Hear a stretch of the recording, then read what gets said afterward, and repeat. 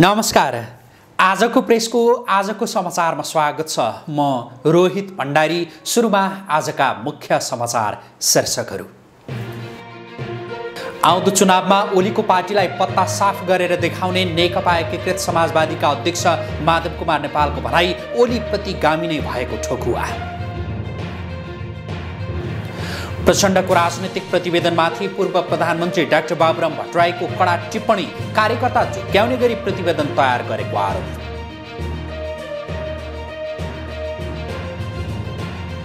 प्रधानमन्त्री शेरबहादुर देउवाको भारत भ्रमणको मिति तय, यही 25 गते भारतको औपचारिक भ्रमणमा जाँदै।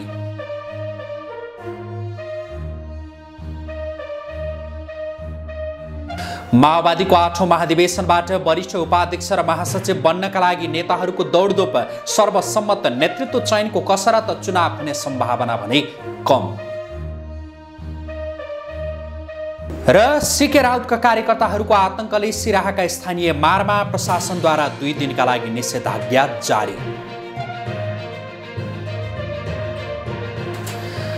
अब समाचार विस्तारमा। प्रधानमन्त्री शेरबहादुर देउवाको भारत भ्रमणको मिति तय भएको छ। भाइब्रेन्ट गुजरात ग्लोबल समिटमा भाग लिन उनी पुस 25 गते भारतको राजधानी नयाँ दिल्ली प्रस्थान गर्ने भएका छन्। त्यही दिन देउवाले भारतीय राष्ट्रपति रामनाथ कोविन्द र समकक्षी नरेन्द्र मोदीसँग द्विपक्षीय भेटवार्ता गर्ने कार्यसूची रहेको छ। एक दिन दिल्लीमा बसेर प्रधानमन्त्री देउवा गुजरात ग्लोबल समिटमा भाग लिन भारतीय समकक्षी मोदीको गृह प्रदेश गुजरात पुग्नेछन्। गुजरात ग्लोबल समिट जनवरी 10 अर्थात् पुस 26 गतेबाट सुरु हुँदैछ। नेकपा एकीकृत समाजवादीका अध्यक्ष माधव कुमार नेपालले आउँदो चुनावबाट एमाले पत्ता साफ हुने दावी गरेका छन्। एकीकृत समाजवादी र नेकपा जनवादी पार्टी बीचको एकता सभामा बोल्दै अध्यक्ष नेपालले ओली प्रतिगामी भएकाले उनको पार्टी पनि सिद्धिने बताएका हुन्। ओलीलाई सुधार्न आफूले अनेक पहल गरे पनि केही नलागेपछि नयाँ पार्टी खोलेको उनको भनाइ छ।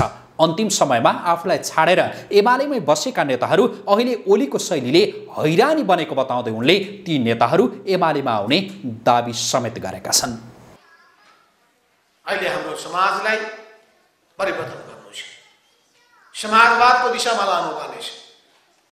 समाज परिवर्तन गर्नका लागि एउटा काम हामीले गरेका छौँ, जनतालाई अधिकार सम्पन्न बनाउने सन्दर्भमा राजनीतिक सत्ता जनताको हातमा ल्याउनका लागि राजनीतिक क्रान्ति सम्पन्न गरेका छन्।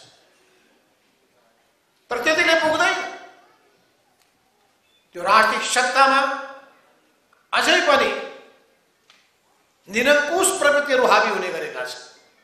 एउटा समय थियो वंशीय, एउटा वंशगत शासनको निरङ्कुशता थियो। फेरि व्यक्तिको निरङ्कुशता देखा पर्न थाल्यो। हामी दुईटै कुराबाट मुक्त हुन चाहन्छौँ।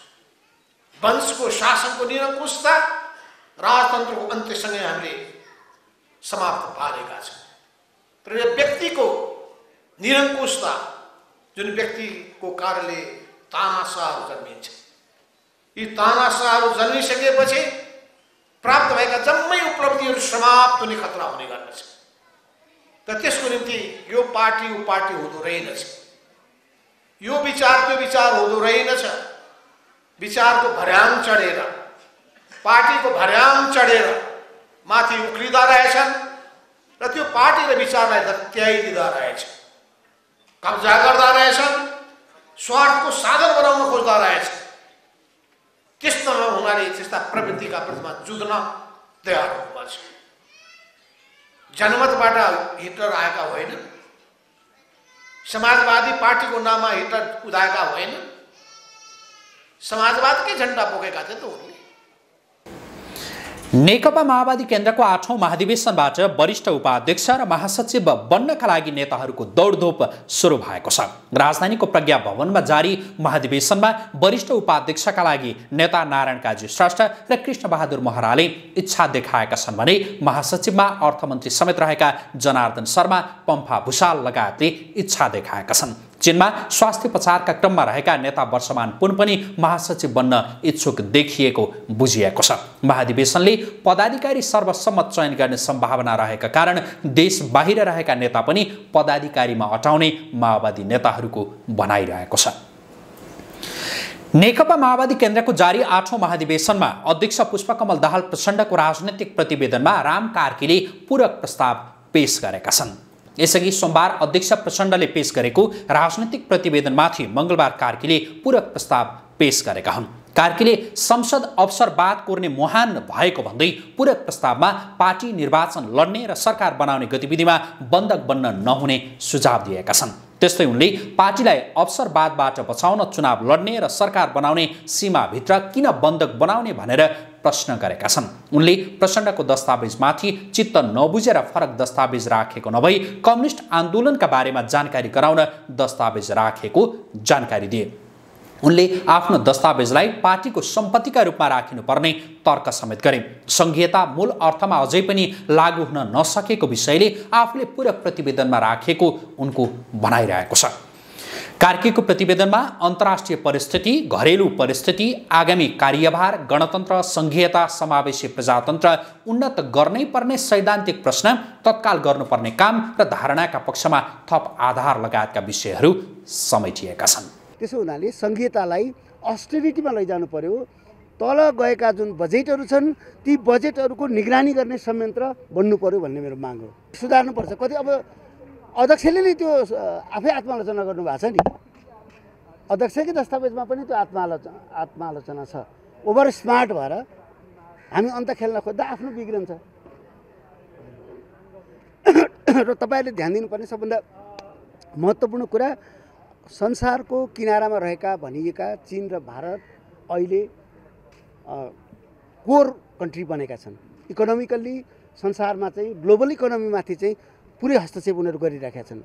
त त्यो स्थितिमा नेपाल अगाडि बढ्न सक्ने पनि सम्भावना छ। तर अब अमेरिकाले चीनलाई कन्टेन गर्न खोज्दैछ। अमेरिकाले त्यसका निम्ति सबभन्दा ठुलो पार्टनर कसलाई बनाएको छ भने भारतलाई। त त्यो स्थितिमा उत्तरमा चीन छ, दक्षिणमा भारत छ, हामी यहाँ छौँ भनेपछि हामी संवेदनशील बन्नुपर्छ। शिक्षक सेवा आयोगले प्राथमिक तहको 3य श्रेणीको शिक्षकका लागि मंगलबार विज्ञापन आह्वान गर्ने भएको छ। आयोगले खुल्लातर्फ 13,093 पदका लागि विज्ञापन गर्न लागेको हो। विज्ञापन बुधबारको गोरखापत्र र आयोगको वेबसाइटमा अपलोड गरिने आयोगले जनाएको छ। इच्छुक उम्मेद्वारले बिहिबारदेखि माघ 14 गतेसम्म नियमित शुल्कमा र माघ 20 गतेसम्म दोब्बर शुल्कमा परीक्षा आवेदन फारम भर्न सक्नेछन्। परीक्षा आगामी चैत्र 20 गते सञ्चालन हुने आयोगले जनाएको छ। मंगलबार बिहानैदेखि बेलुकीसम्म भक्तजनका लागि पशुपतिनाथ मन्दिर बन्द गरिएको छ। उपवासका दिन बिहानै महादेव शिवपुरी डाँडामा गएर तोरीको तेल लगाएर घाममा शयन गर्नुहुने धार्मिक विश्वासका आधारमा यस दिन मन्दिर बन्द गर्ने परम्परा रहेको छ। महादेव डाँडामा घाम तापेर बस्ने विश्वासमा कैलाशमा दिनभर खिचडी बनाएर खाने परम्परा भने विगत 16 वर्षदेखि लोप भएको संस्कृतिविदहरूको भनाइ छ। बेलुकी भने महादेव कैलाश शिवपुरी डाँडाबाट घाम तापेर फर्कने विश्वासमा नियमित आरती गरिन्छ। बुधबार बिहानदेखि भने नियमित पूजा आराधना गरी भक्तजनका लागि मन्दिर खोलाइने पशुपति क्षेत्र विकास कोषले जनाएको छ। जिल्ला प्रशासन कार्यालय सिराहाले 2 दिनका लागि पूर्व पश्चिम राजमार्ग र सिराहा चोहरवा सडक खण्डमा निषेधाज्ञा जारी गरेको छ। सीके राउत नेतृत्वको जनमत पार्टीले मंगलबार र बुधबार 2 दिन सिराहा बन्दको घोषणा गरेसँगै प्रशासनले ती क्षेत्रमा निषेधाज्ञा जारी गरेको हो।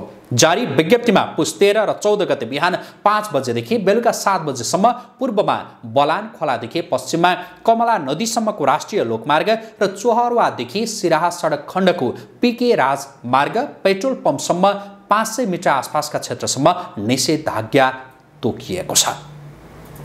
जनता समाजवादी पार्टीका संघीय परिषद अध्यक्ष डाक्टर बाबुराम भट्टराईले नेकपा माओवादी केन्द्रका अध्यक्ष पुष्पकमल दाहाल प्रचण्डको प्रतिवेदन काल्पनिक समाजवादको स्वरै कल्पनाको पोको जस्तो रहेको टिप्पणी गरेका छन्। पूर्व सहयोद्धाको प्रतिवेदन पढेपछि सामाजिक सञ्जालमा टिप्पणी गर्दै भट्टराईले पुरानै एकदलीय व्यवस्थाको धङधङी बोकेको उल्लेख गरेका छन्। उनले भनेका छन्, माओवादी केन्द्रको महाधिवेशनमा प्रस्तुत दस्तावेज सरसर्ती पढ्दा पुरानै एकदलीय व्यवस्थाको धङधङी बोकेको काल्पनिक समाजवादको स्वरै कल्पनाको पोको जस्तो लाग्यो। पश्चिमी वायुको प्रभावका कारण काठमाडौँ उपत्यका सहित देशभरिको मौसममा बदली आएको छ। मौसम बदलीका कारण मंगलबार बिहानैदेखि काठमाडौँ उपत्यकामा घाम लागेन, काठमाडौँमा जाडो बढेको छ। हाल देशका पश्चिम न्यून चापीय प्रणालीको प्रभाव कायम रहेको मौसम पूर्वानुमान महाशाखाले जनाएको छ, जसका कारण दिन प्रतिदिन चिसो बढ्दै गएको हो। काठमाडौँ उपत्यकामा मंगलबार बिहानको तापक्रम 3.6 डिग्रीमा झर्यो। सबैभन्दा कम जुम्लाको तापक्रम -2 डिग्री सेल्सियस मापन गरिएको थियो। नेपाल नागरिक अभियानले पृथ्वी जयन्तीका अवसरमा पुस 27 गते सार्वजनिक बिदा दिएर राष्ट्र निर्माता पृथ्वीनारायण शाहप्रति सम्मान व्यक्त गर्न सरकारलाई आग्रह गरेको छ। अभियानका तर्फबाट राष्ट्रिय संयोजक डाक्टर ठाकुर मोहन श्रेष्ठले एक विज्ञप्ति जारी गर्दै पृथ्वीनारायण शाहले तात्कालीन अवस्थामा 2224 राज्य एकीकरण गरेर नेपाल र नेपाली भन्ने अवसर दिलाएको उल्लेख गरेका छन्। राष्ट्र निर्माण जस्तो महत्त्वपूर्ण काम गर्ने राष्ट्र निर्मातालाई राज्यले सम्मान गर्नुपर्नेमा केही वर्ष यता विदेशीको प्रभाव र दबावमा अवमूल्यन गर्ने काम भएको नेपाल नागरिक अभियानले आरोप लगाएको छ।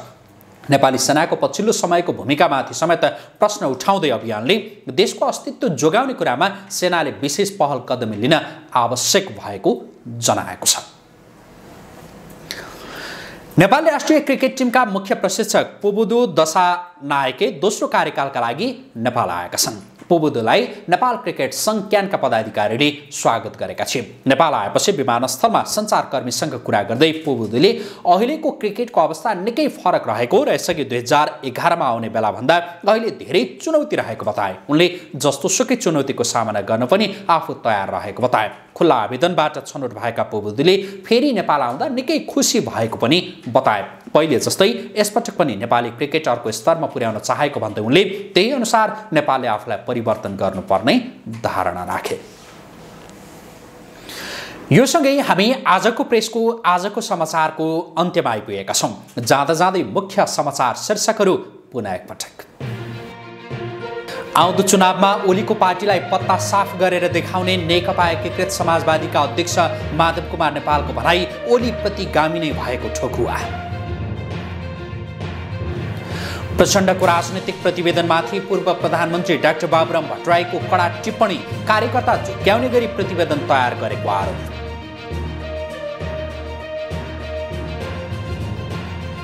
प्रधानमन्त्री शेरबहादुर देउवाको भारत भ्रमणको मिति तय, यही 25 गते भारतको औपचारिक भ्रमणमा जाँदै।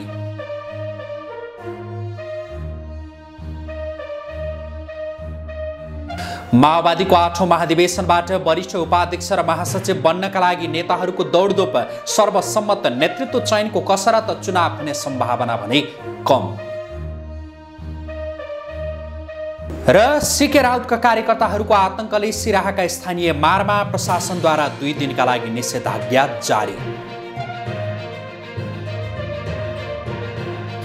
हवस् त आजको समाचार अहिलेलाई सकियो। पलपलको अपडेट र ताजा बहसका लागि तपाईँ हामीलाई आजकोप्रेस.com का साथै आजको प्रेसको फेसबुक पेज र युट्युबमा पनि हेर्न सक्नुहुनेछ। नमस्कार।